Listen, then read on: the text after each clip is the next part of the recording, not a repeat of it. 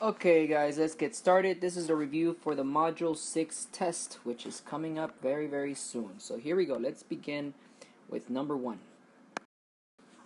So actually number 1 and number 2 have these instructions here, which is a lot of stuff to do. So we're going to try to go through all of this stuff here for this polynomial function right here. Okay. A lot of this stuff is new stuff that we have learned in this module, and some of this stuff is back from module 5. For example, end behavior, odd or even multiplicity. All those things are from the previous module. Some of this stuff is new, like writing it in standard form, verifying using synthetic division. So this is a combination of a lot of different things. All right, here we go. Let's do number 1. All right, so we're gonna do part A, B, and C all back to back to back. It's first asking us to write it in standard form. Remember, standard form means that it goes from highest degree to lowest. Then verify that the given factor is actually a factor using synthetic division. So they're asking us, check that this is a factor or not, using synthetic division. Then it's asking us to find the remaining factors. That's something that we practice. So once you check this one, if it is true, if it is a factor, then find the remaining ones. And then finally write it all in factored form, which is what we have been doing when we write the quotient times the divisor and factor everything else. Okay, so let's start first by putting it in standard form. P of x equals x to the fourth minus 15x squared plus 32x minus 2x cubed minus 16. If I want to put this in standard form, I would write P of x equals, go in order, so x to the fourth, that's that one. Then I would do the minus 2x cubed. Then I would do the minus 15x squared. Then the 32x. And finally the minus 16. Right? All of them in order from highest degree to lowest. That's standard form. Next, what we're going to do is verify using synthetic division. Verify this factor to check to see if this is a factor using synthetic division. So here we go. We're going to set this up for synthetic division. Remember, for synthetic division, always check that all of the terms are included. So 1, negative 2, negative 15, 32, and negative 16 are my coefficients. But check the degrees. They should be all there. 4, 3, 2, 1, and then no x. They're all there. So we can set it up for synthetic division. Here we go. It's going to be 1, negative 2, negative 15, positive 32, and negative 16. And we're dividing by x minus 1, which means that the term that goes in the box is actually positive 1. And synthetic division is something that everybody's familiar with. Remember, you start with this number, bring it straight down. So that's a 1. And then you multiply 1 times 1. You put a 1 right here. Then you combine. Negative 2 plus 1 is negative 1. And then you multiply again. 1 times negative 1 is negative 1. So put a negative 1 right there. Combine again. Negative 15 and negative 1 make negative 16. Multiply again. 1 times negative 16 is negative 16. Combine again. 32 minus 16 is 16. 1 times 16 is 16. And that leaves you with 0. And that is the goal, right? Your remainder is 0, which means that x minus 1 is a factor of this. So once you said you verify that this is a factor, the next thing is to find the remaining factors. So take this and keep factoring. Find the remaining ones that are still left. Okay. So what you're going to do with this is you're going to convert it into a polynomial. And I showed you guys the correct order. If you start from down here, from the right side, this is just a constant. That means this is 16x, this is x squared, and this is x cubed. Right? Each one of these is a coefficient to a power. This one is no power. It's really x to the 0, but we don't write it. X to the 1, x squared, x cubed. So it's going to look like this: 1x squared, cubed, minus x squared, minus 16x plus 16. That is the polynomial that you have left. Okay, so we have confirmed that this one is a factor. Now we got to factor this further to find all remaining factors. Since I see that I have 4 terms, the only option I have is to do factoring by grouping. So that's what I'm going to do. I'm going to group these together. these two and these two, and factor out the GCF. What do these two have in common? X squared, right? So we're going to divide by x squared for those two. These two have a 16 in common, but since I noticed that the first one is negative, I'm going to factor out negative 16. So negative 16 there, negative 16 there. So this is what I'm going to have. The x squared is going to go outside, leaving me with some leftovers. The negative 16 is going to go outside, leaving me with some leftovers. So it's going to be x squared times x minus 1, and then negative 16 times x minus 1 again. And then I notice that I have x minus 1. That is a common factor. So I am going to write it by itself, x minus 1. And then the leftovers are x squared minus 16. And you're not done. This is a factor. This is done. This is not. As long as you have a quadratic, you gotta keep trying to keep going. What you should notice here is that this is a perfect square and this is a perfect square. So you must continue to try. This is a perfect square minus a perfect square, so we're going to use the difference of two squares pattern, which is going to break this down into, the square root of 16 is 4, right? So it's going to be x minus 4 times x plus 4. And that's in addition to the x minus 1, this x minus 1. So this one is this one broke up into these two. So those are all the remaining factors. Additionally, there's the original factor that we checked, the x minus 1 from up here. Okay, so we checked x minus 1 and it worked. That's what happened with the synthetic division. Then we took this and we factored it further and we got these three. But that x minus 1 is not the same as this x minus 1. Those are two completely, they are the same factor, but they're separate from each other. So I must write that x minus 1 also. And actually, since they are the same, we can put them together and write it as x minus 1 squared times x minus 4 times x plus 4. There you go. This is part, I believe, part D. That's asking you, write it in factored form, right? Write p of x in factored form. This is it. This is factored form. Right there. So part A was to write it in standard form. That's this part, part A, right there. Part B was to verify that this is a factor. That's this part right here. That's part B right here. Oops, all of this stuff. Part C would be to find the remaining factors, which is this right here. This is where we find all the factors. That's part C. And part D would be to write it in factored form. This is the original polynomial, but it's been factored out completely, so that's in factored form. Okay, so everything that we did in these four parts, part A, B, C, and D, is new stuff. This is new from this module, right? Checking with synthetic division and finding the remaining factors, that's all new stuff. Everything after that, part E through I, is old review stuff. Okay, they want us to find the zeros, it should say zeros there, of P of X, then determine whether it's even or odd multiplicity, find the end behavior, graph it, and determine the number of turning points, and then describe the turning points as global min or global max, local min or local max, right, to determine if they are any of those. So that's all review stuff. Let's go ahead and continue then. Find the zeros. What you do to find the zeros is you start here.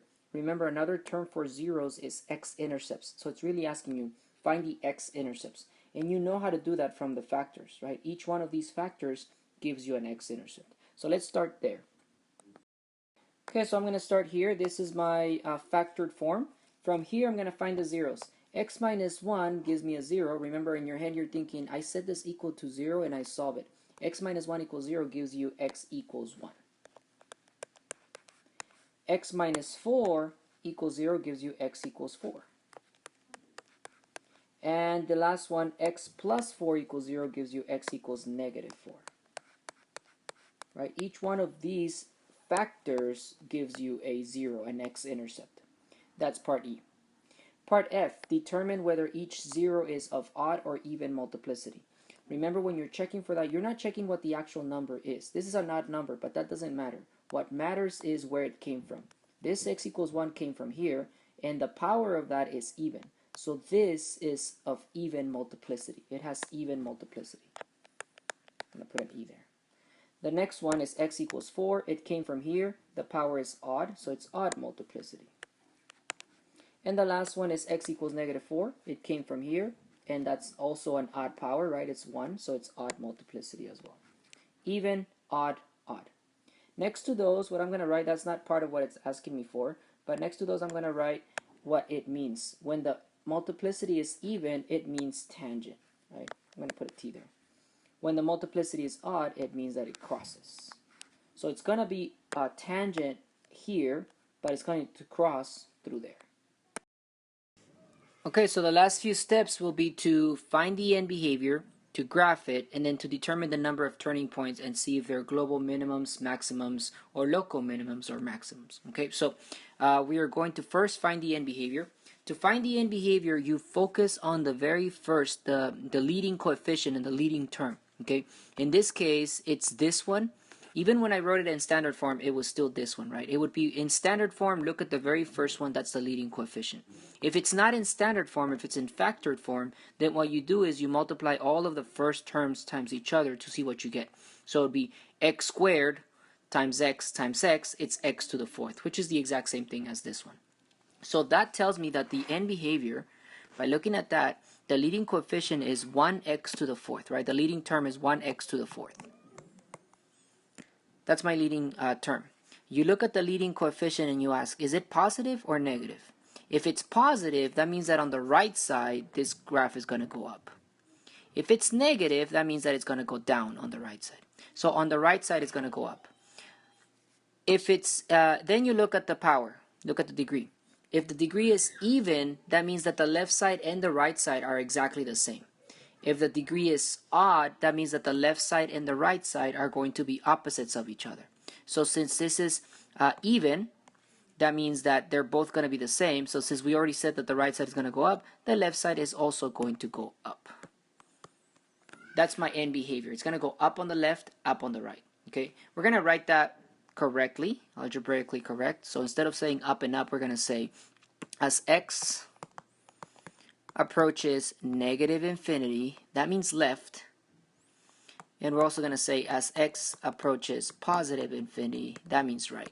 Doesn't matter which one you write first, the left or the right. Okay, it's the same thing. So as x approaches negative infinity, that means on the left.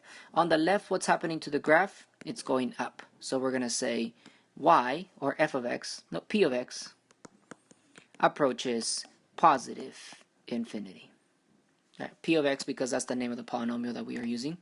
And on the right side, it's going up also. So also I'm going to say p of x approaches positive infinity.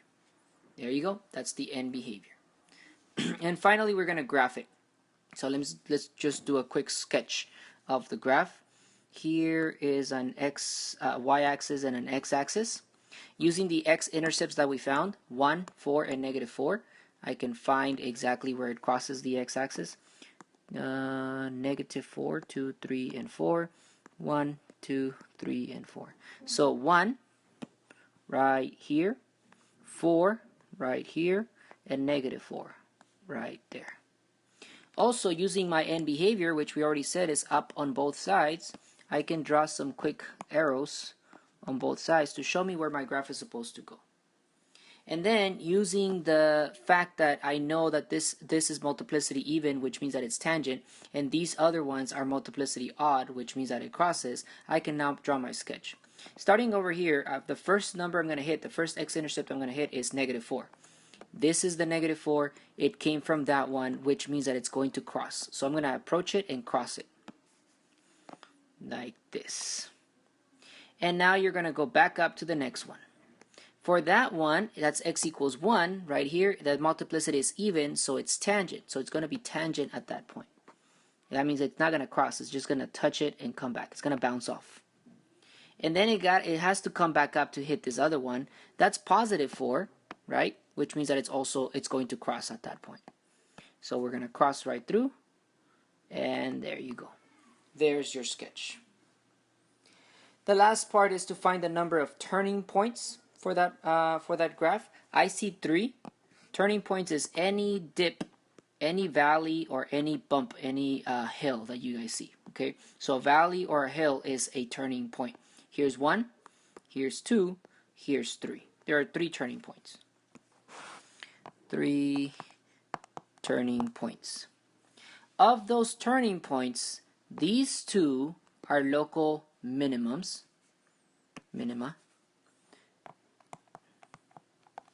Right? Any valley is a local minima. And the other one, this is a turning point, that is a local maximum. Local max. It's also asking us to figure out if they're global minimum or global maximum. Okay, the maximum is not global maximum because the arrows keep going up forever.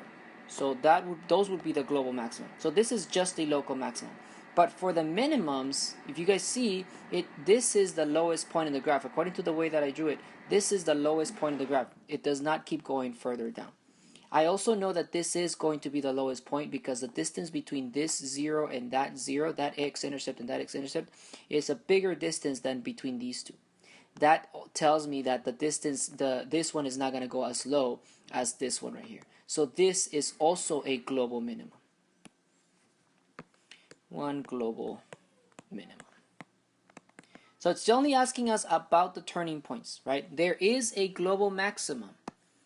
It's up here, positive infinity, but it's not one of the hills or the valleys. It's not one of the turning points. So it's asking us about the turning points. It says, determine the number of turning points and then describe each turning point as global min, global max, local min, or local max. Right? That's a typo. It should say global max. So this turning point is a local max. This turning point is a local min, but it's also a global min because it's the lowest point in the graph. This turning point is a local minimum. And we are done with number 1. I am going to let you guys tackle number 2 on your own because that one problem took more than 10 minutes. Okay, so if I do number 2 as well, this video will be 3 hours long. You guys don't want that. So you will try number 2 on your own. Okay, number 3 says, given p of x, find p of -4 by using synthetic substitution. Notice the wording they use, synthetic substitution, not synthetic division. We're not dividing this. What they want us to do is plug in -4 to see what you get. But we don't want to just plug it in the regular way. We want to use synthetic substitution, which actually is going to be faster. Okay, so let's set it up for synthetic substitution. Make sure you always check if there are missing terms for which you need to include a 0. So x cubed, x squared, x constant. We're good. We can actually set it up already. It's 8, 7, 2, 4. And then this is a question that people always get confused in. What am I going to plug in? They want us to plug in -4, right? That is exactly the number that you're going to put in here. You do not change the sign. When you're doing synthetic substitution, that just means plug in that number. So just check that number to see if it works. When we use synthetic division and they give you a factor like x plus 4, then that means that you do change the sign and put in -4, right? But this is synthetic substitution. They just want us to plug in that number. All right? We're going to set it up. We're going to bring down the 8. -4 times 8 is -32. 7 minus 32 is going to be -25. -4 times -25 is positive 100. 2 plus 100 is 102. -4 times 102 is -408. And 4 minus 408 is -404. And there is your answer. P of -4 for this polynomial is -404.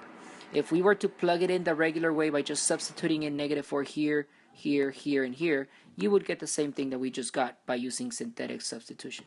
I did not have a need for a calculator. That's what the beauty about synthetic substitution. Most of the time you will be able to do all the calculations without a calculator. Okay, I will let you tackle number 4 on your own. It's just like the one that I just did, number 3. Okay, so go ahead and try it out. Make sure you always check for missing zeros. In this case, the missing 0 is at the end, so it really is not necessary to write it in.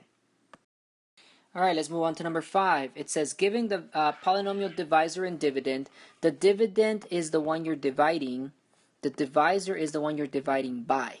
Right? This is the divisor, this is the dividend. Use either long division or synthetic substitution to find the quotient and remainder write the result in this form. Okay, so they want us to divide these, and they are giving us the option either long division or synthetic division. Okay, in this case I don't have the option. I have to use long division. There is no way for me to use synthetic division or synthetic substitution for this one. I have to use long division because it's a quadratic. Synthetic only works for linears. Okay, so make sure you always check for the missing zeros. This one has a couple, right? It's x to the fourth.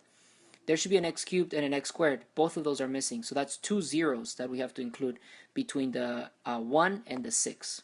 So it's going to look like this. It's 1 x to the fourth plus 0. You know what, let me move that down. It's too high up and I need space on top, right?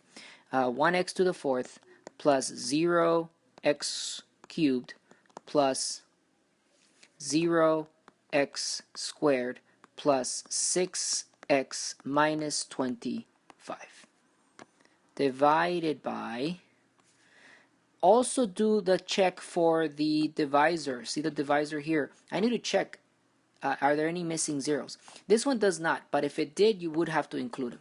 So it's going to be x squared plus 3x plus 5. Alright, here we go. First thing you do is notice the very first term. That's all you care about. This one and this one. And you ask, how many times why do I need to multiply this times to get that?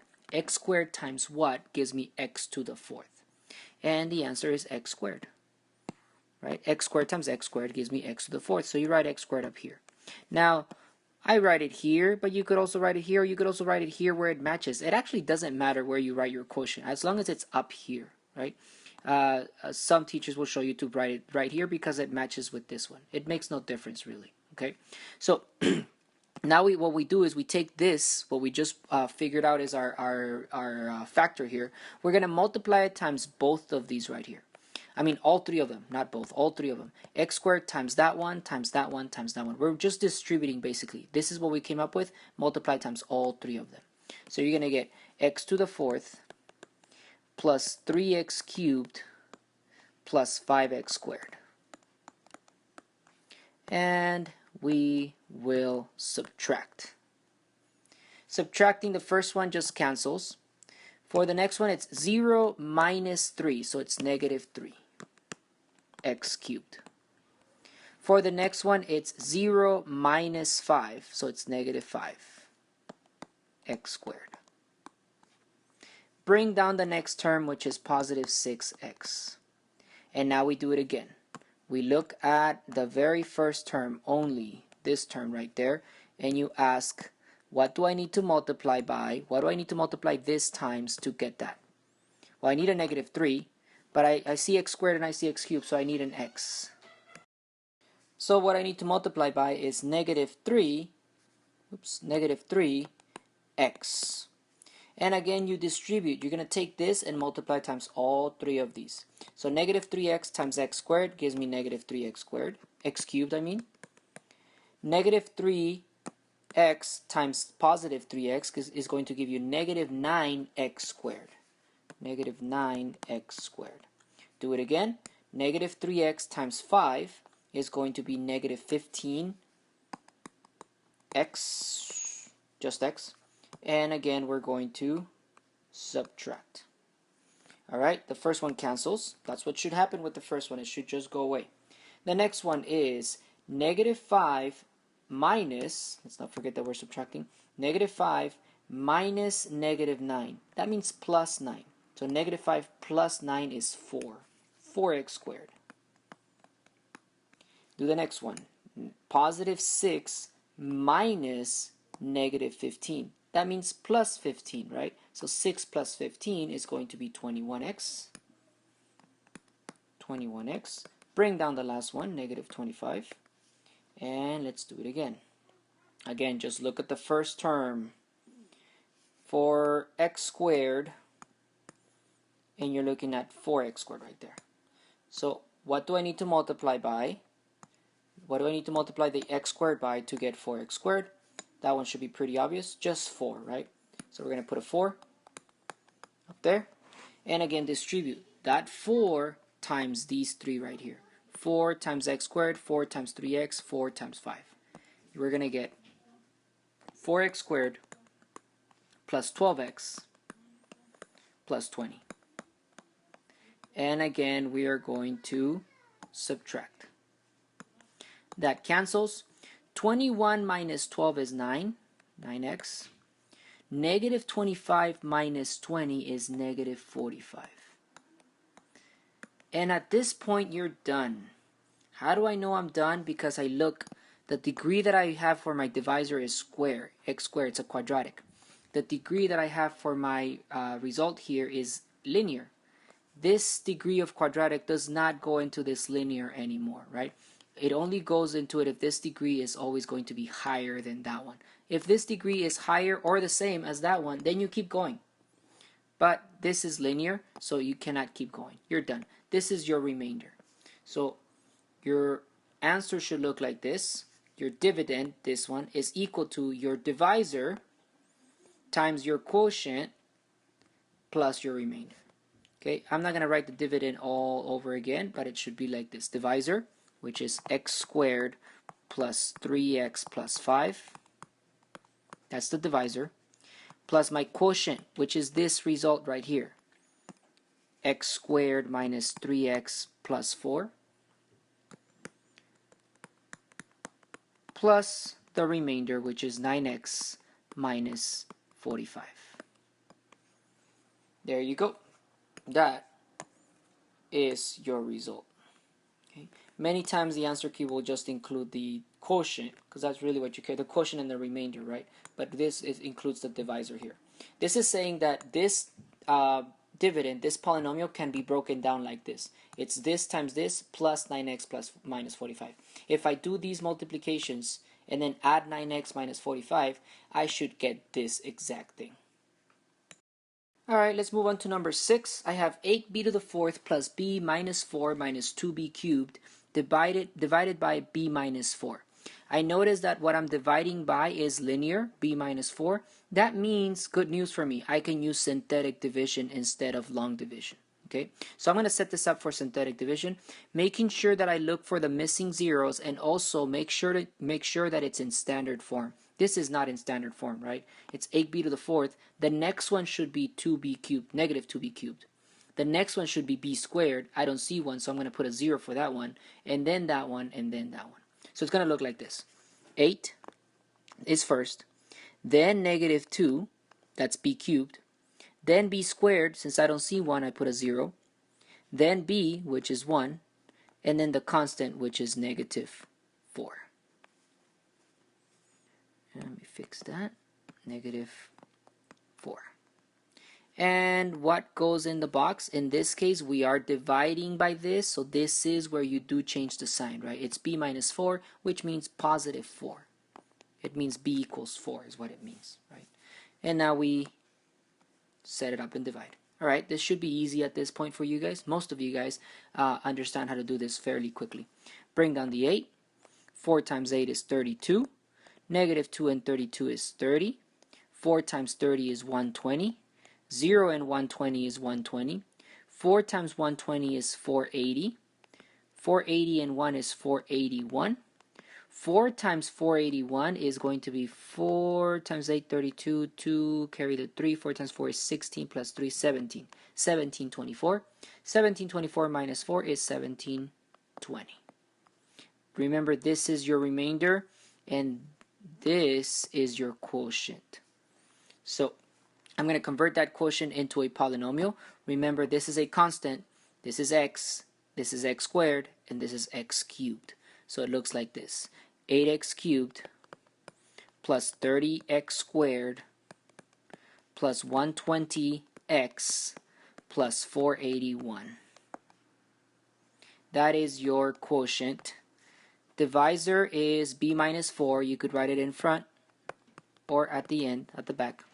Oops, I messed up. It's not x at all, right? It's b's. I don't know why I keep putting x's. It's just habit. Let me erase that and write that again. I wanted to make sure that it's correct.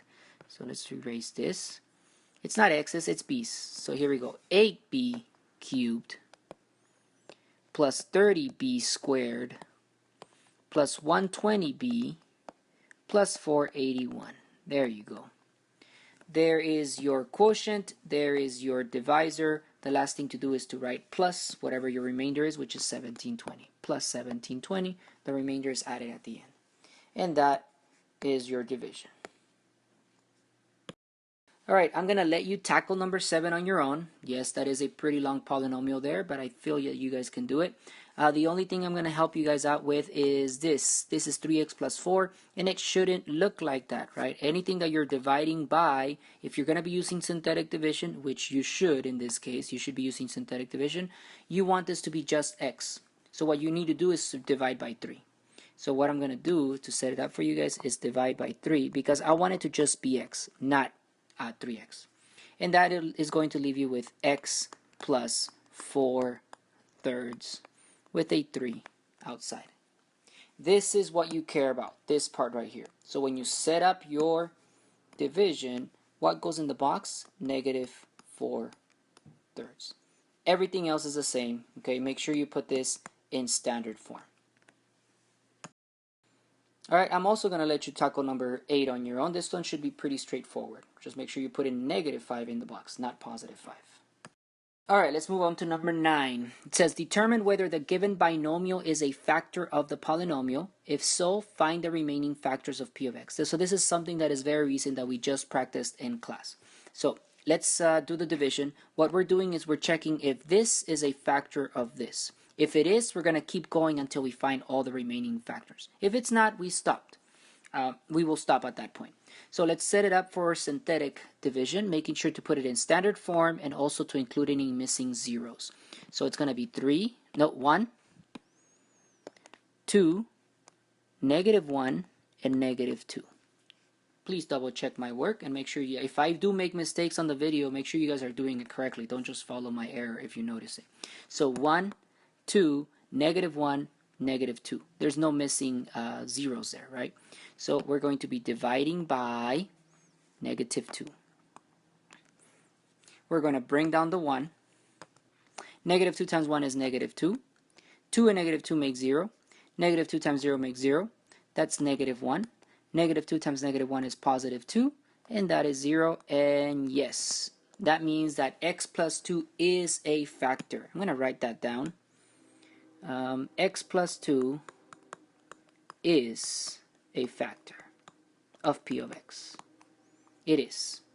We've just confirmed that it is because we got a remainder of 0. That means that we got to keep going though. That means that we got to take this, convert it into a polynomial, and try to factor it more. So convert this to a polynomial. Remember, this is a constant. This is x. This is x squared. So if I convert this, it's going to be x squared minus 1. Right? It's x squared plus 0x minus 1, but we don't need the 0x. And that is something I can continue factoring. You should notice that this is a perfect square minus a perfect square. So look for those patterns, right? A difference of 2 perfect squares, and I will be able to factor this as x plus 1, x minus 1. And those are your 2 remaining factors. Now what I do is include the one that I found earlier that is true, so it's going to be also times x plus 2. And those are all the factors of this polynomial. And you're done. Alright, I'm going to let you tackle number 10 on your own. Just remember that if it is a factor, keep going. Look for the special patterns, difference of 2 squares, difference of 2 cubes, sum of 2 cubes, or if you get a 4-term polynomial, try to use a factoring by grouping. Alright, go ahead and try it on your own. Alright, number 11. The instructions say, name the resulting polynomial by the degree and the number of terms and the leading coefficient. So what that means is do the operation, see what you get, and then classify it, name it by the degree. So for example, is it a quadratic? Is it a cubic? Is it a quartic? And also by how many terms it has. That means, is it a binomial? Is it a trinomial? Is it a polynomial of some number of terms? And then also it says find the leading coefficient. So here we go. Let's do the operation. Since 11 is just simply adding polynomials is the easiest operation, right? All you got to do is just combine all the like terms. So what I'm going to do is I'm going to combine like terms by just stacking them real quick. Here's 16. I'm going to put it under the 5. And the negative x squared, I'm going to put it here.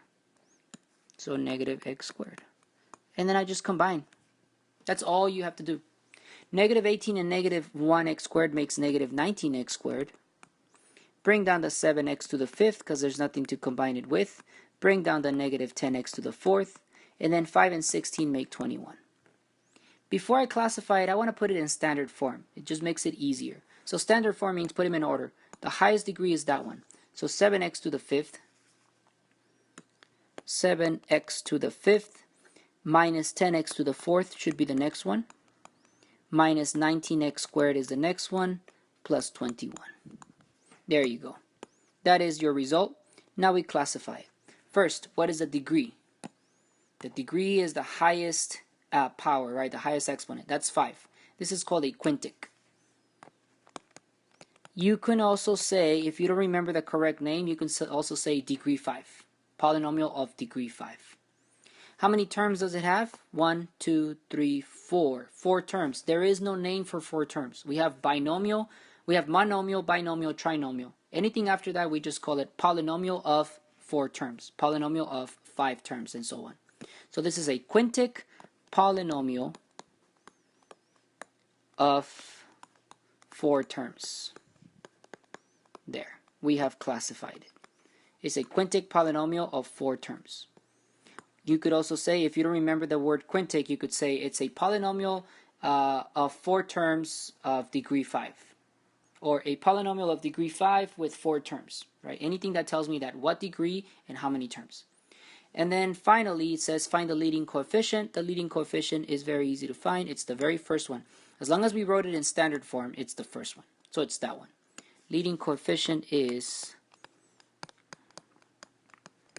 it doesn't say leading coefficient, does it? Oh, it does say leading coefficient. Okay.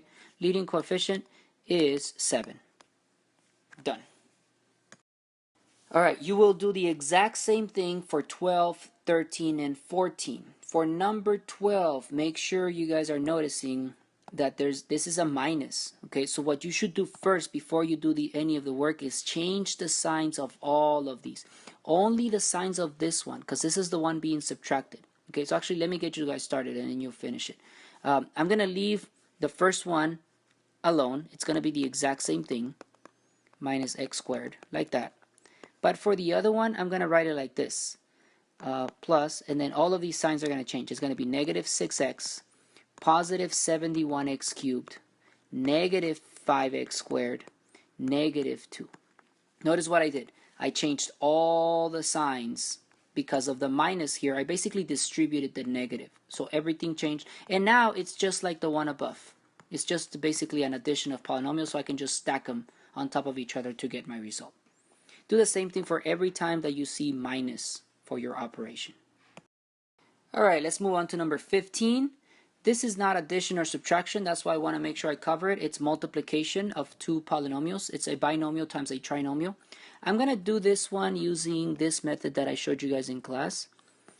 A tic-tac-toe is what some of you guys called it, or basically a box method, right?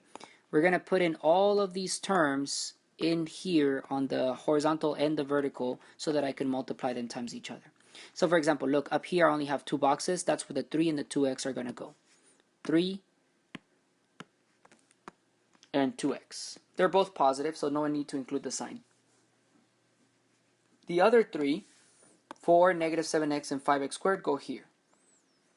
4, negative 7x, and 5x squared. And now I multiply. You're going to fill in every single box with the multiplication of the terms that line up on that box, right? Like a multiplication table. That's what it is. So in this one, you're going to do 4 times 3. That's 12.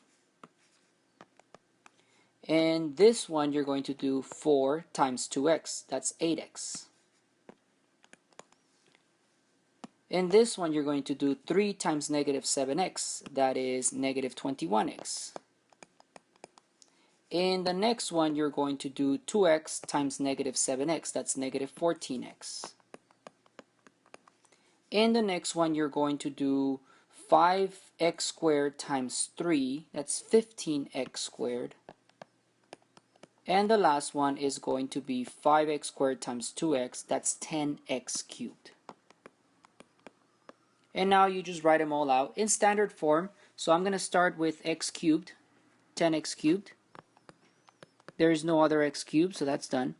Then x squared, I think I missed one. There should be another x squared. Hopefully you guys caught the mistake. Let's see. Let me check this. 4 times 3 is 12. 4 times 2x is 8x. 3 times negative 7x is negative 21x. Right here. Negative 7x times 2x is negative 14x squared. This one should be squared. There you go. Alright, so now I can see that I have to combine this one and this one together. 15x squared and negative 14x squared combine to make 1x squared. So plus x squared. Negative 21x and positive 8x combine to make negative 13x.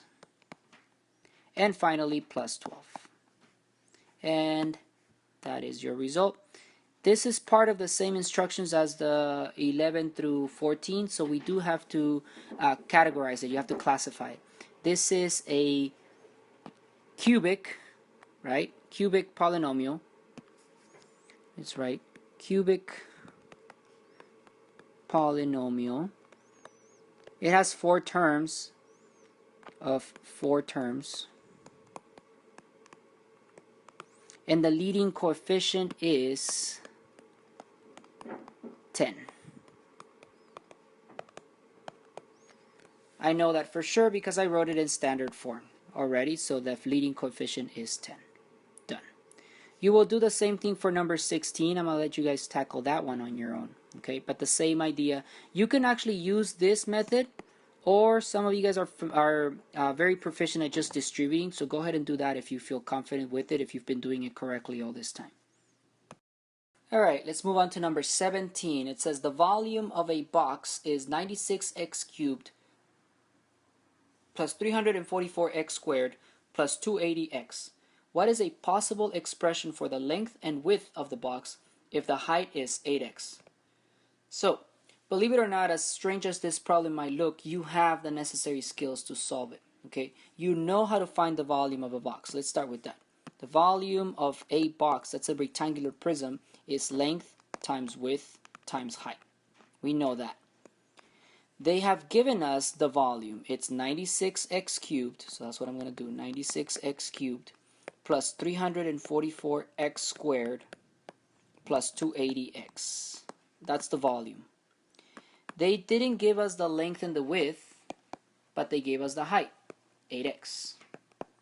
And they're asking us, what could be the possible expression for the length and the width if the height is 8x? This is just an equation. If I want to solve for L and W, wouldn't you divide by 8x? Right? You want to get rid of the 8x so that you could figure out what length and width are. So that's exactly what we're going to do. We're going to divide by 8x. Divide by 8x. And you know how to do that because basically you're just factoring out 8x from this long polynomial. So if you factor out 8x, if you divide it out, you're going to, well, here it's going to cancel. But over here, 96 divided by 8 is 12, right? So 12. X cubed divided by x is just x squared. So 12x squared. Plus 344 divided by 8. Now we need a calculator for that. And that is 43. X, right? Because you have x squared divided by x. Do the last division, 280 divided by 8. So that is 35. Whoops, 35. X divided by x just cancels out. So that's what we have left. Okay? So that is your length times your width. Here's what let me just recap what I just did. Okay? I know that the volume of a box is length times width times height. They gave me the volume, so that's what I put in right there. They also gave me the height, 8x. So in order to solve for the length and the width, I divided by 8x. And so I divided this side by 8x, and I got this. The question is, what could be a possible expression for the length and for the width? In order to find that, I need to factor this out. I need to break this up into 2 pieces. One for the length, the other one for the width. So I'm going to try to factor this using x factor. So here we go. I'm going to set that up with 43. By the way, you should always try to check for the GCF. I noticed that it's 43, so nothing goes into 43, so I didn't even bother trying it. Okay, but no, there is no GCF to factor out. And then 12 times 35 goes right here, which is 420. Now, two numbers that you multiply to make 420, and they add up to 43. Now, they both have to be positive. So let's see, 40 times 3, no. Okay, so this is not an easy one. I'm going to have to write out all the factors of 420 to see what makes 420. Okay, so let's see. I know 1 and 420, 2 and 210, 3 and, using my calculator, I know it's 140, 4 and 105. There's a lot of numbers that go in there. 5 and 84, 6 and 70. What I'm checking for while I'm writing this is which pair here that I'm coming up with adds up to 43. So far nothing, right? 6 and 70, there's more. 7 and 60, that's not 43. 10 and 42, that's not 43. Keep going. 12 and 35, ooh, we're getting closer. Still not 43. Keep going. 14 and 30, still not 43, but very close. But keep going. 14 and 30 doesn't work. 15 and 28. There it is. Whew, took us a while. There you go. 15 times 28 is 420. 15 plus 28 is 43. Those are my two numbers. 15, 28. Oh man, it took us a while to find those, but those are the correct factors. All right, now we can finish it. So, just to recap what we just did, we took the volume that they gave us, the height that they gave us, and we divided them. That left me with this, which is equal to the length times the width. Now what I'm trying to do is break it apart so that one of my expressions will be the length, the other one will be the width. Okay, we're going to use factoring by grouping to finish it off. It's 12x squared. Remember, these two numbers represent your middle terms. Plus 15x plus 28x plus 35. Right? The 15 and the 28 are your 15x and 28x. Now we group them together to finish it off. Group these two, factor out the GCF from each one. For the 12x squared plus 15x, what do they have in common? 3x, correct? So divide by 3x, divide by 3x. You're going to have 3x on the outside and 4x plus 5. Done. For the 28x and the 35, I think I can divide them by 7, just 7. So factor out 7. So plus 7, that's going to be 28 divided by 7 is 4. 4x plus 5. Perfect. So it's 4x plus 5 times the remaining factors, the remaining terms are 3x plus 7. There you go. We're done. Which one represents the length and which ones represent the width doesn't matter, but one of them has to be the length, the other one has to be the width. We'll just say that that's the length and that's the width. And there's your final answer. So they gave us the height so we could divide it out, and then the remaining one we factored so that we could figure out and say, oh, one of them is the length, the other one is the width. Alright, I'm going to help you set up 19, but I will not do it for you. You guys need to tackle this one on your own. This is just multiplication, okay? So it says a triangle has a base of 4a squared c and a height of 6a cubed minus 5ac minus 3. Write and simplify an expression for the area of a triangle. So area of a triangle is a formula that you should know. Area of a triangle is 1/2 base times height. So they're trying to figure out what the area is, so it's 1/2. They are telling you that the base is 4a squared c. So 1/2 times base 4a squared c times the height, and they're telling you that the height is this, 6a cubed minus 5ac minus 3. This is just polynomial multiplication, okay? What I suggest you guys do is multiply the 1/2 in here first, because 1/2 times 4 makes 2. And then what you get here, distribute it in there, and that'll be your final result. Number 20, same thing. I'm going to let you guys tackle it on your own. The only thing I will help you with is giving you the formula for this type of shape. This is called a trapezoid. Trapezoid. And the formula for the area of a trapezoid is 1/2 times, I'm going to put it in parentheses, base 1 plus base 2 times the height. So that means it's actually real simple. You guys have seen this formula before. Add the bases, multiply times the height, and then multiply times 1/2. Or 1/2 times the sum of the bases times the height. Either way that you look at it, it's basically the same multiplications. So in this case, what are the bases? These two sides. The two sides that are parallel to each other are the bases. So you add them together. Doesn't matter which one you consider B1 and which one is B2. You're going to add them together, so it doesn't matter which one is which. So this one plus this one, add those two together first. Then multiply them times 1/2. Then multiply them times this, which is the height. And that should give you your final expression. By the way, if you encounter a problem like this on the test, I will give you guys the formula that you need to use. Okay. The only formulas I will not provide are those common ones, like a triangle. You should know the area of a triangle. At this point, also you should know that the volume of a prism, which we've been using that for a while now, is length times width times height. Which brings me to problem number 21. The volume of a box. Figure shows the size of a box written in terms of a length x. Find the volume of the box. So volume is length times width times height. You need to come up with expressions for the length, for the width, and for the height that make sense in this situation. So for example here, don't let this problem confuse you guys. Actually real simple. Length. Doesn't matter which side you call the length. It could be this side, it could be that side, it could be that side. Well, that one is going to be the height no matter what, because it's a vertical distance, right?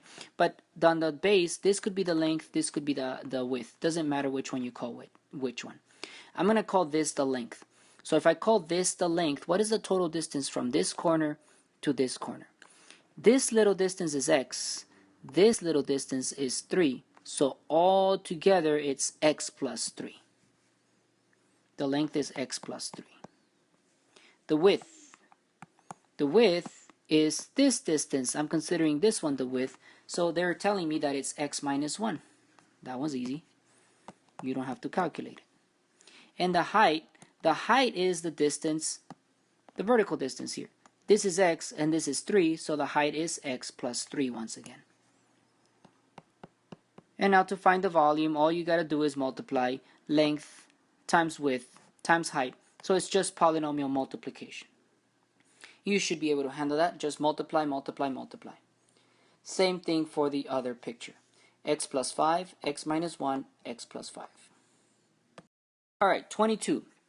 Jenny has a rectangular swimming pool in her backyard that has a length of 24 feet and a width of 12 feet. Alright, I'm going to stop reading right there and I'm going to make a really quick drawing just to help myself picture this. The length of this pool is 24 feet and the width is 12 feet. Okay, 24 and 12. She wants to install a concrete walkway with C around the pool. Okay, so she wants to construct this, a walkway around the pool. The width of this walkway is C. So the distance from here to there is C. That means it's C all everywhere, right? The width of this walkway is C. Surrounding the walkway, she wants to leave a wood deck that extends W feet on all sides. So on top of the walkway, you know what, I'm going to erase this and make more space. So it's a rectangle inside another rectangle. This is what I'm picturing. There is the wood deck. Inside of that is the walkway. And inside of that is the pool. That's what I'm picturing. The pool is 24 by 12.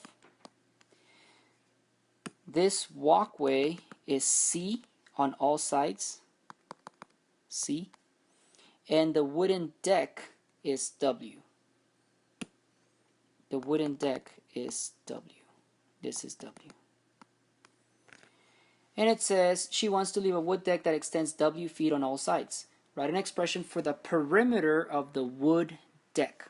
So she wants the perimeter of this, the outer wooden deck. An expression for the perimeter.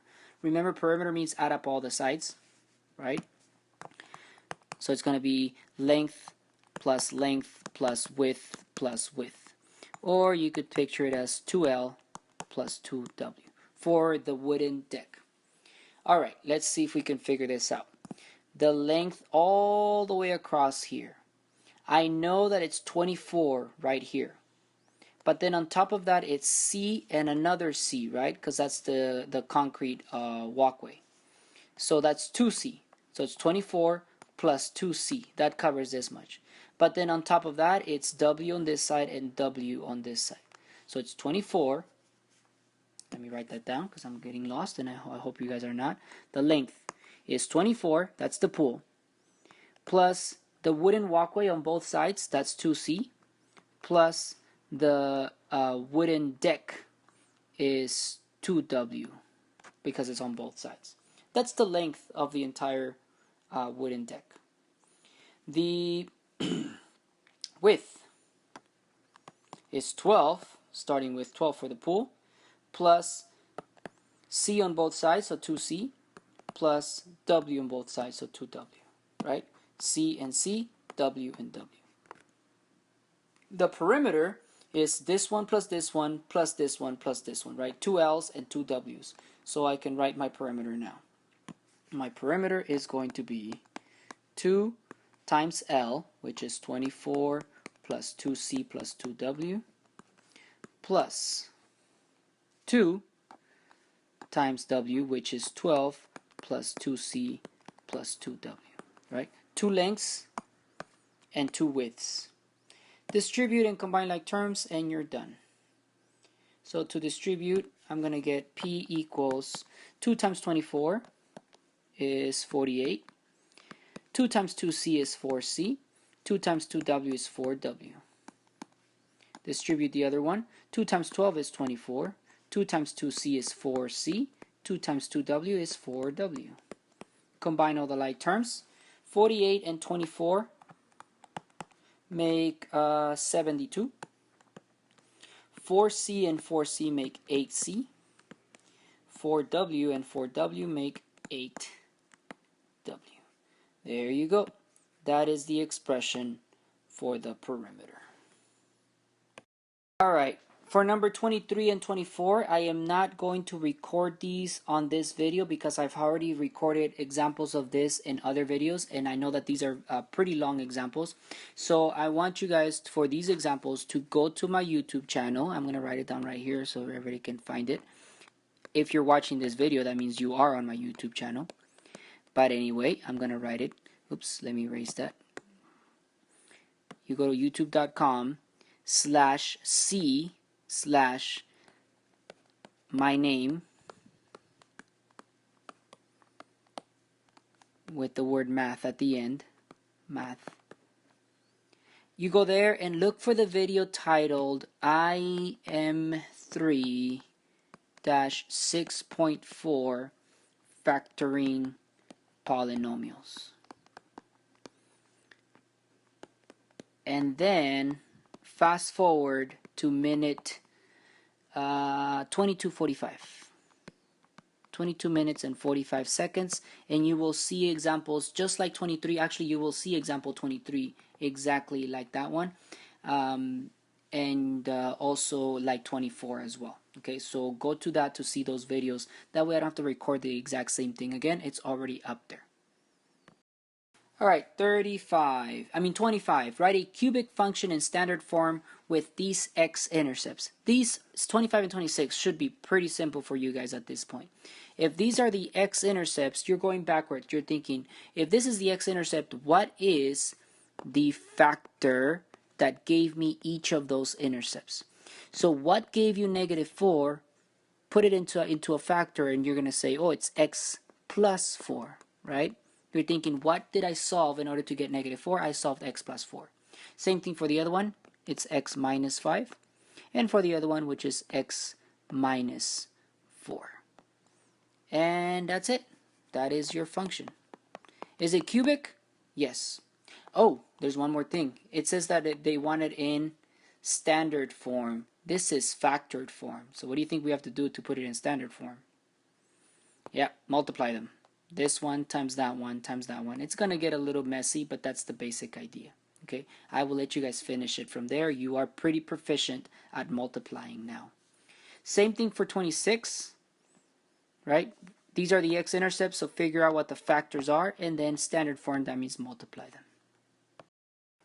Right, 27 through 32, you're looking for sums of cubes, difference of cubes, or difference of squares, okay? Or D, none of the above, and then factor if possible. So let's go through as many of them as we can. 27 is a quintic, and 16 is a perfect square. I don't see anything else, so this is D, none of the above. Right? We're looking for sums of cubes, difference of cubes, or difference of squares. This one is not a perfect square or a perfect cube, so nothing. 28, 2p cubed plus 125. 125 I recognize as a perfect cube. That's 5 times 5 times 5. P cube is a perfect cube, but the 2 is not. Also, make sure we're checking to see if we can factor out any GCF. They have nothing in common, right? 2 and 125, they have nothing in common. So even though this is a perfect cube and this is a perfect cube, the 2 is not. So again, D, none of the above. 29. You have, what I see is here is a perfect square. And I see also a perfect square right here. This is a perfect square, right? I showed you guys that if the power is even, it is a perfect square. So this is the difference, see the minus sign, of two perfect squares. So we're going to break it up. Here we go, like this. The square root of 16 is 4. The square root of x to the 4th is x squared. If you're finding the square root of a power, you basically cut the power in half. Cut the exponent in half. 1 plus, 1 minus. Can I keep going? Yes. You can keep going on this one. Not this one because it's plus. Right? This is a perfect square, this is a perfect square. But it's plus, so you can't do anything else. So leave that one alone. But for the other one, you can keep going because that's a perfect square, and it's minus. That's a difference of two squares again. So it's going to be 2 plus x and minus x because the square root of x squared is x. One positive, one negative. Now you're done. Like that. Let's move on to 30. I notice a perfect square for 64. You should too. I also notice a perfect square for 2 to the 8th. Oh, actually, I didn't label this. This is a difference of two perfect squares. That would be C. Okay, when you label this one, this is C, difference of two squares. 30 is also difference of two squares. That's C. Let's factor it then. So 64, the square root of is 8.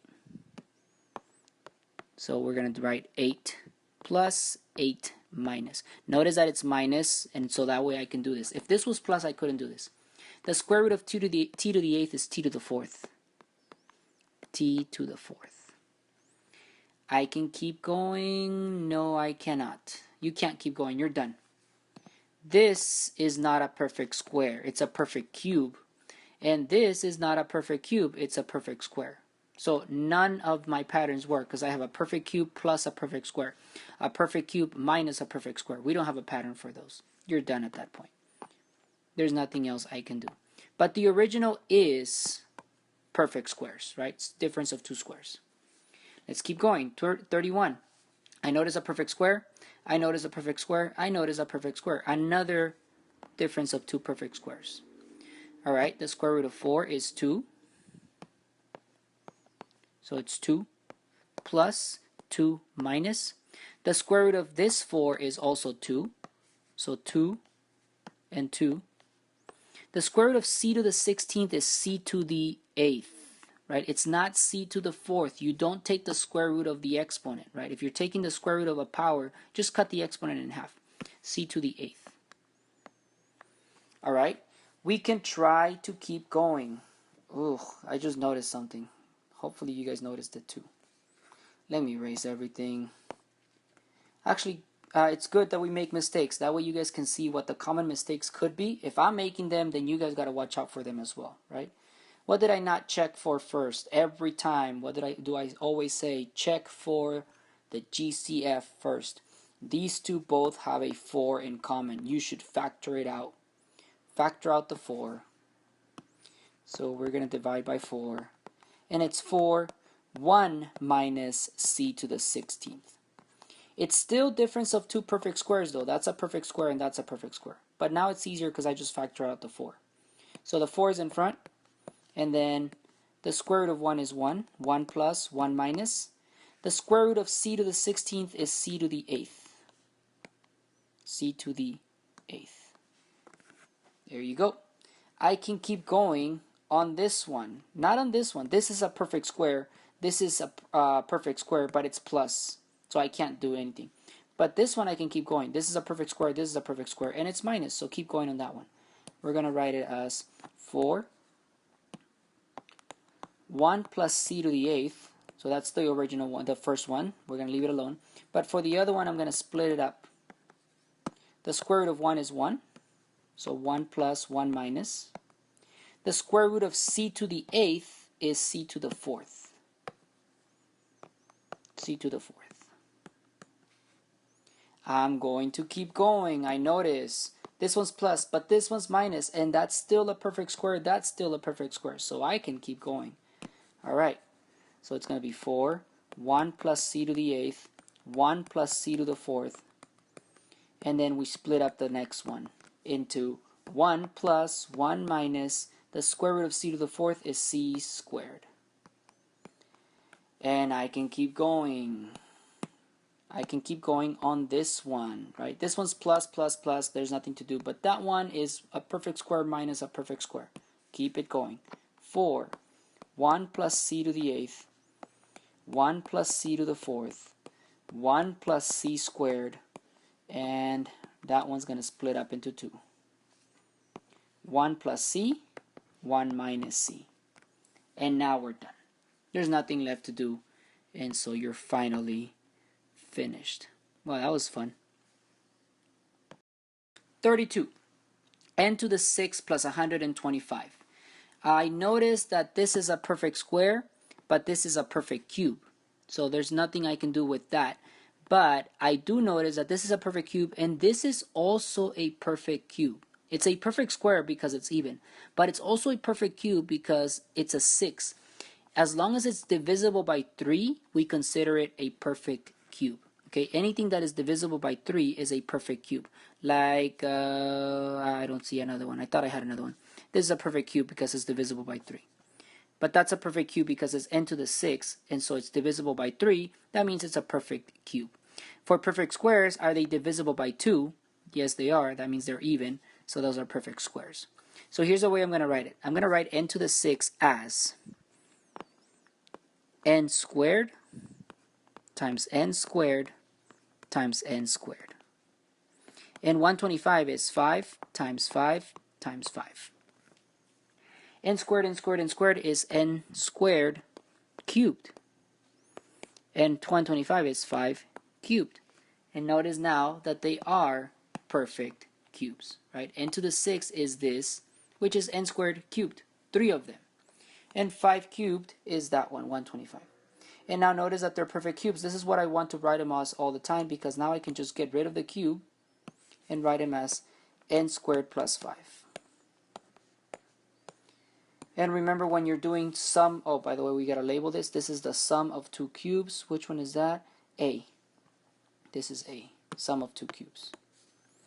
Sum of two cubes or difference of two cubes, you got to this point, you don't care about this anymore. All you got to do is look at this one and square the first one, times each other, square the last one. So square n squared is n squared. N to the 4th, I mean. N squared times n squared is n to the 4th. N squared times 5 is 5n squared, but change the sign. Remember, if this one's plus, the next one's minus. So minus 5n squared. And square the last one, which is 25. And there you go. To see more examples like this one, go back again to the video that I suggested in the earlier example. Go to my channel and find 6.4, IM3 6.4 day 2, right? And that you should find some more examples like this one where you have difference of two cubes and sum of two cubes. For these next ones, I'm only going to be giving you hints on how you need to be able to start them and work on them, but I'm not going to do each one of them. Again, the video will get too long if I try to do every single example. So for number 33, you're looking for difference of two cubes. Look for that pattern and try to work it out. Go back to your notes if you're not sure about how to work that out. Go back to your notes to section 6.4. It's in there. There's also a video, again, IM3 6.4. Look for that one and you should see more examples of that. For 34, look for sum of two cubes. Sum of cubes. For 35, try factoring by grouping.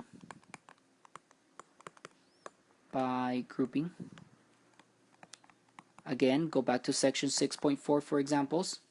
For 36, you know what? I'm actually going to do 36 for you guys just to get you guys started because it does look a little confusing, although it really is not. Okay, so I'm going to do that one for you guys right now, but let me continue give you guys hints. For 37, factor out the GCF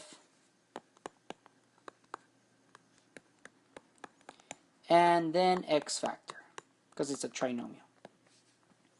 For 38, same thing. Oh, nope, never mind. I will do 38 for you guys. I'm going to actually do that one right now. For 39, nothing. It's irreducible.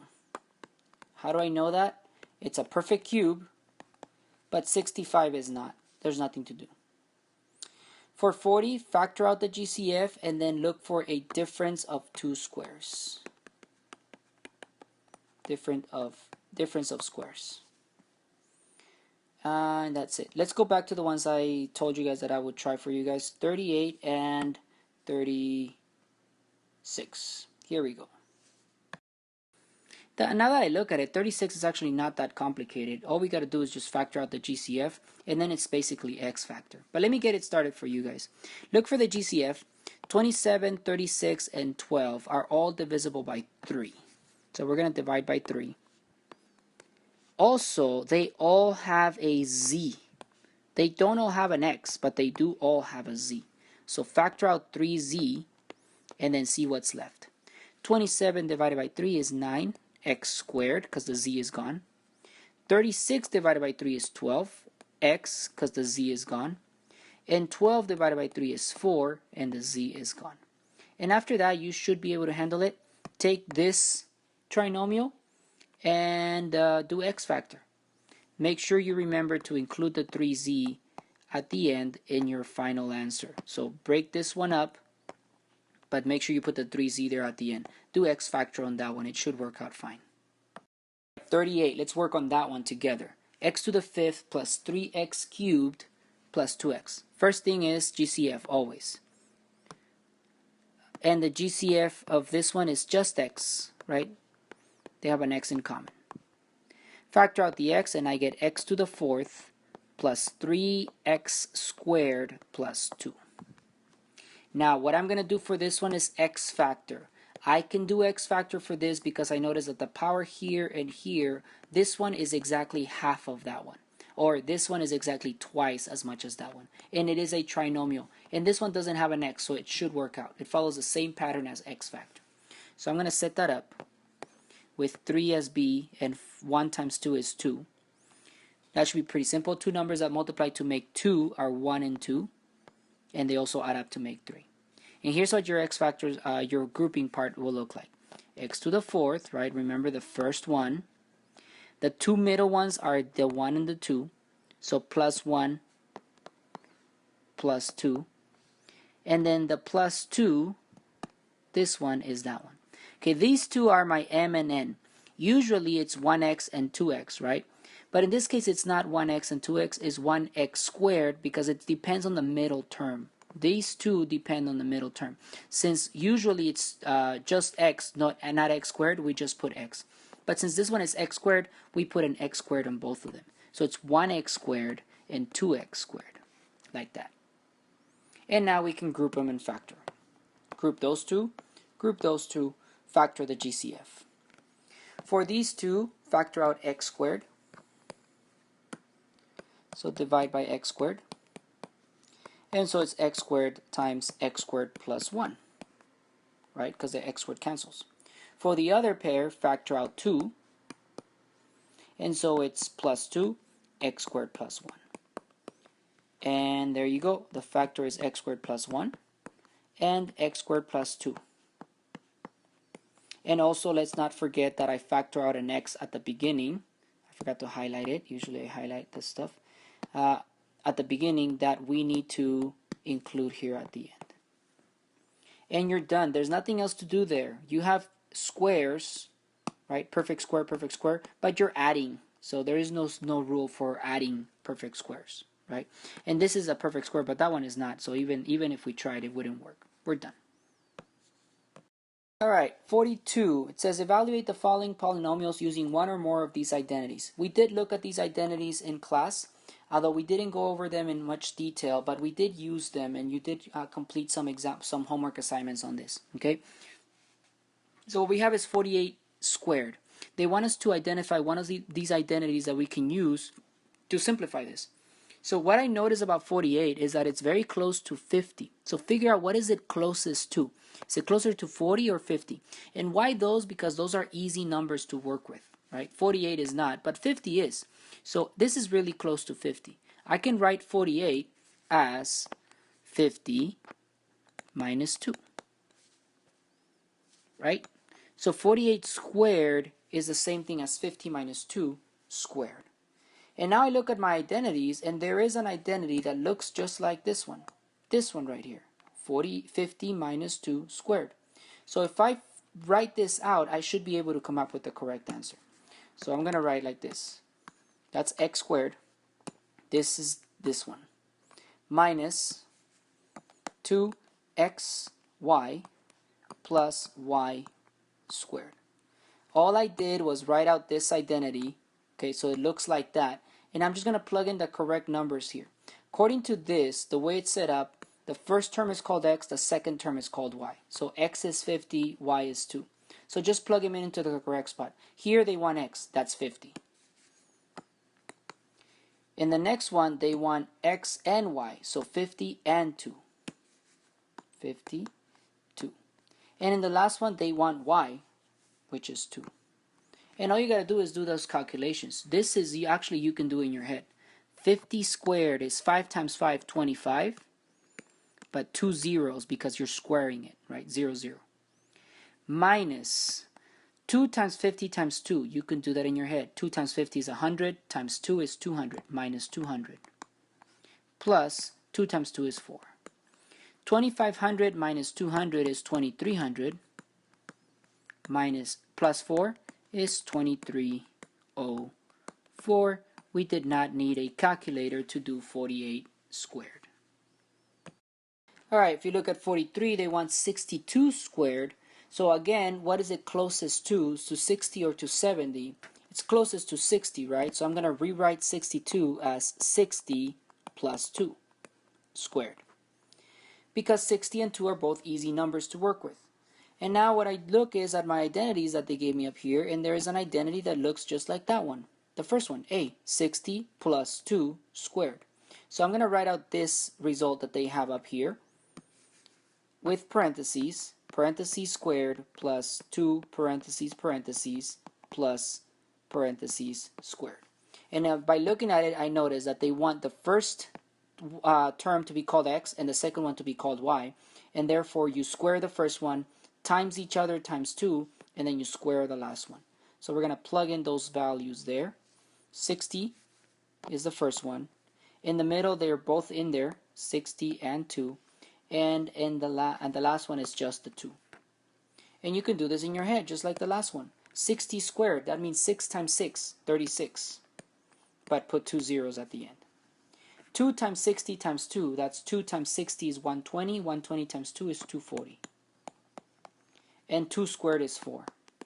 3600 plus 240 plus 4 is going to be 3840. right? 36 plus 200, 3840 plus 4, 3844. There you go. That is your final result. All right, number 44. A diagram from the proof of the Pythagorean theorem is pictured below. Verify the Pythagorean theorem as c squared equals a squared plus b squared. Hint, area of the big square equals area of the four triangles plus area of the small square. Okay, so I'm definitely going to use the hint. I'm going to start there. I'm going to highlight that. They want us to verify that c squared equals a squared plus b squared. That's the Pythagorean theorem that you guys have learned back in Integrated 2. Where they want us to confirm that it's true using this diagram here. So they gave us this picture of a big square. Each side of the big square is c, right? C, C, C, C. I'm going to write that out. So we have all of them available to us. So each side is C.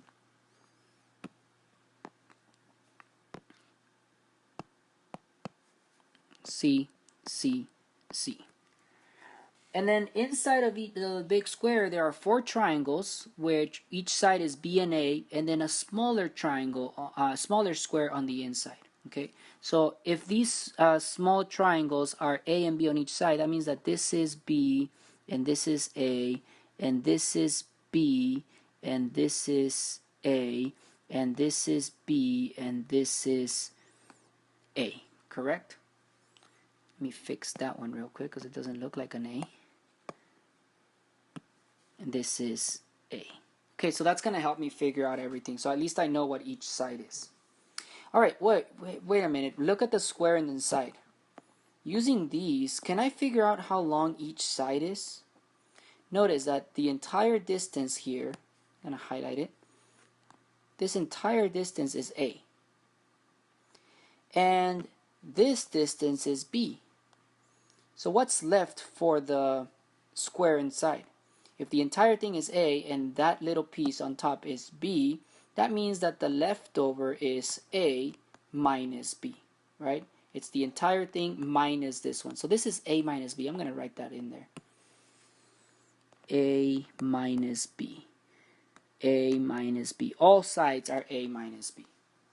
Alright, that's going to help me figure out everything once I know that.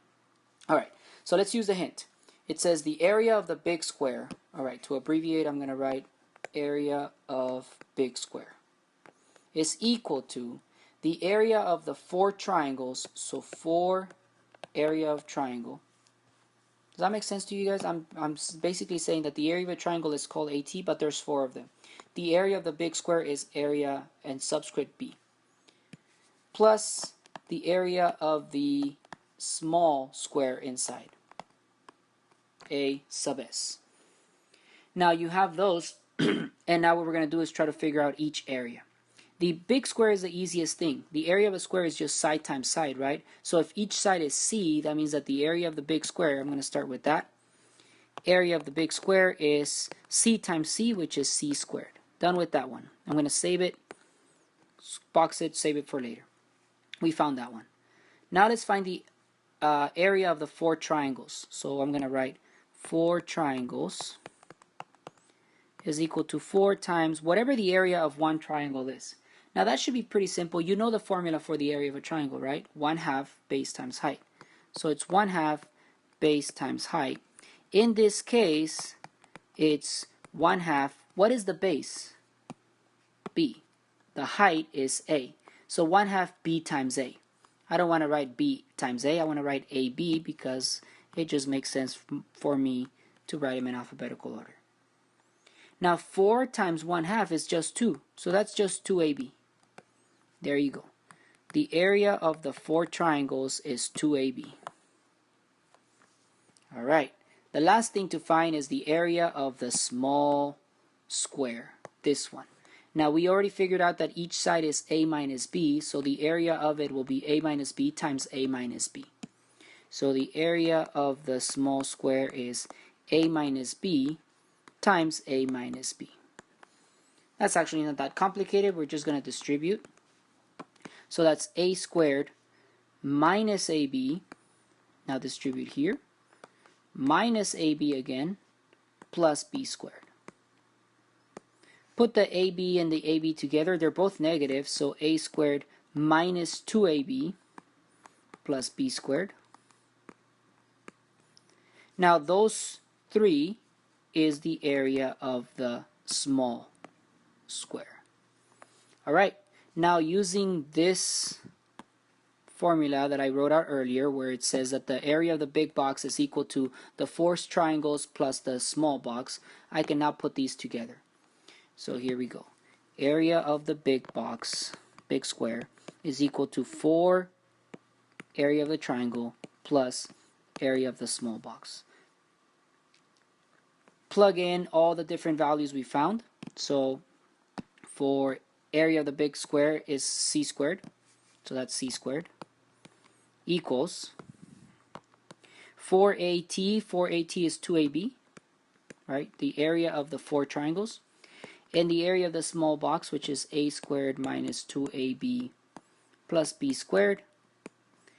Put everything together and it should work out fine. Look at what happens. The 2ab and the negative 2ab cancel out, and so you have left c squared equals a squared plus b squared. And that confirms the Pythagorean theorem. And you might ask yourself, why is this problem on this section? Because it's basically addition and multiplication of polynomials, which is what we've been looking at in the entire chapter. Alright, last one, 45, reasoning. Why is it important to know whether a function is one-to-one? This is a review from the last module and the module before that. Why do we care that it's one-to-one? Your first thought should be the inverse. We care that it's one-to-one because that means that the inverse is one-to-one. Therefore, the inverse is a function.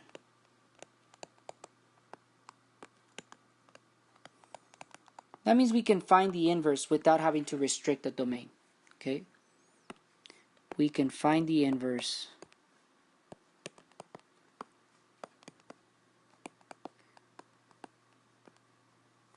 without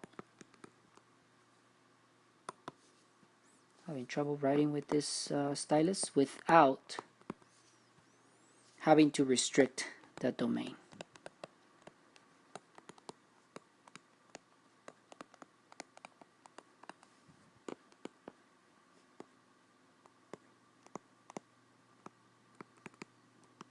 So why do we restrict the domain sometimes? Because the function is not one-to-one.